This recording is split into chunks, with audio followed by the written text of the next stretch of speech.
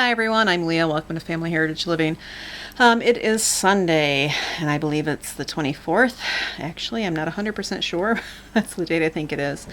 It is in the evening. It is very hot here. We've been in the 90s the past 2 days, and our average temperature at this time of year is 61. So that was what we were looking forward to, but we got this. And not only is it hot, like most of the nation, but it is humid, and we don't do well in humidity. Ron with his back, humidity is extremely hard on him, and the bariatric, pressure changes, and RJ gets migraines due to the weather changing like that. So it's just been a crazy week here.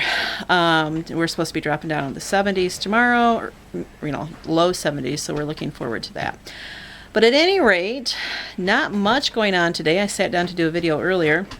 I was sitting outside on the bench outside just to do a little talking, and my mind went blank. It was like, I knew I had a video I wanted to do or something I wanted to say, and I went and turned the camera on, and I sat there and thought, what are you going to say? And I sat there for about 15 minutes, and Ron walked by a couple times, and he said, "What are you doing?" And I said, "I don't know. I'm trying to think here." And he said, "You look like you're waiting." And I thought, well, I'm waiting for an inspiration, and I just never got one. So tonight, we are still in the middle of our anthro order, which of course for us every year is huge and time consuming, and we hate working on Sundays, but we get to this point, it's due out in a little over a week, and we just have no choice. So, we do what we can as far as devotional, and after that we have to go to work, unfortunately. My guys are out there working. The little ones are outside playing, so I thought I would just take a minute and see how everybody's faring in the heat. There is a channel I wanted to share with you on YouTube. RJ just introduced it to us this week. I am absolutely in love with it. It's called Townsend, Townsends. And what it is it's a reenactment channel. And it's not about reenacting. In fact, the gentleman who does the channel is a reenactor, but he does 18th century cooking, and it is just absolutely incredible. I've spent more time watching him than I can even tell you how much time I've spent on YouTube lately watching things. He does it in such a way that he's teaching and instructing, and he's not overzealous, he's not underzealous, he's just got the right amount of tone. So if anybody wants to see some real old world cooking, this is the place to go, and this is the place to learn. It's just really good. Again, that's Townsend, Townsends. So if you check it out, let me know how you guys like that. Let's see, what else is going on? It's just we've been so busy with stuff here, we just haven't had much time to make any videos at all.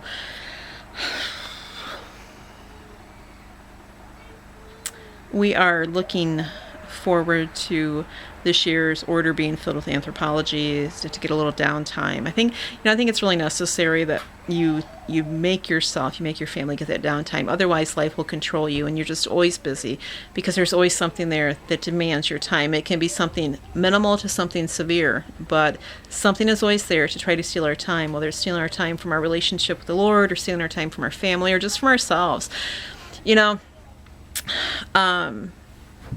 I'm somebody who I think a lot. I think about things a lot. I contemplate things a lot. My next move, what needs to be done. What if I do this? How would that make things different? What if my family did this? How would that make things different? There's a lot of what ifs in my mind that I go over. And I have found lately, my mind has been so busy and so overwhelmed with different things that I haven't had time to contemplate. And the contemplation is really a good thing. When we quiet down, we can take the contemplation, we can transfer it to the word meditation. And the Bible tells us that to take time to meditate, not to meditate upon anything, it's meditating upon the Word of God. But if our mind is always preoccupied, and in today's society, everything is demanding our attention. Our cell phones, our computers, our jobs, everything takes time from us, our families, things, even our role. We can be filling our God-given role. And in my case, I believe it's to be a mother, a wife, a keeper of the home. Those are the things that are most important. But those things can dominate my time so that I have no time for God. And it's detrimental to my ability to fulfill my role that God has given to me. And sometimes, I get in these modes and I do that, and I have to stop. All of a sudden, it's like I get this wake up call to say, wow, I've got all this stuff going on, and then I put other stuff in my lap, stuff that doesn't have to be there. Whether it's, I can be watching, as I mentioned, watching YouTube. I can be watching YouTube, which would, the visual, or I can be listening to audio, which is, I can be listening to things that are not detrimental spiritually. But if it doesn't give me any quiet time or any downtime to meditate upon the things of God, to seek Him, to hear Him, then it's a detriment, and it's harmful to my entire role of what I believe I'm here to do. I think a lot of it is just realizing that, we always have to do these self-evaluations, because every day there's things thrown at us, and self-evaluations, we don't always heed to them, but I do think they're necessary, because eventually they will wear us down to where, we either are going to submit ourselves to what we really should be submitting ourselves to, or we're going to get to a phase that we just reject everything. And usually, though, if you're doing self-evaluations, it means you're trying to stay in the mind frame of what Christ would have you to do. Doesn't always mean you do it right. We all have struggles. We all have things that try to demand our time or our mind or our faithfulness, and it's different for everybody. My weaknesses are not yours. Your weaknesses are not mine. These are all different things, and the most important thing, though, is that we don't allow our mind to be saturated with the things around us. That we make sure we take time and stop, and if there are things saturated in our mind, we have to stop and we have to evaluate. Can we change those things? Not everything we can change in our life. It just doesn't work that way. But there are many things in our lives that we do have control over, that they are changeable.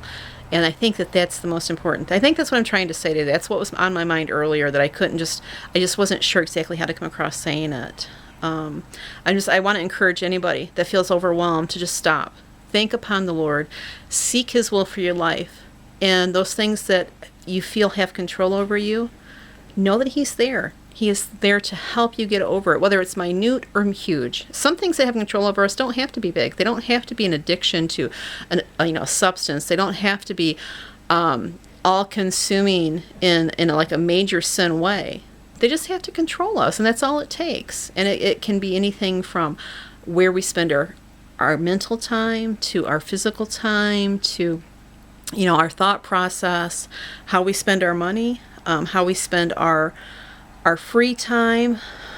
All these things need to come into submission in the Word and what God would have from us. And they are possible, but we have to do daily self-evaluations. We have to keep ourselves in check. The Bible tells us to control our thoughts. And when you stop and you think about that, that is so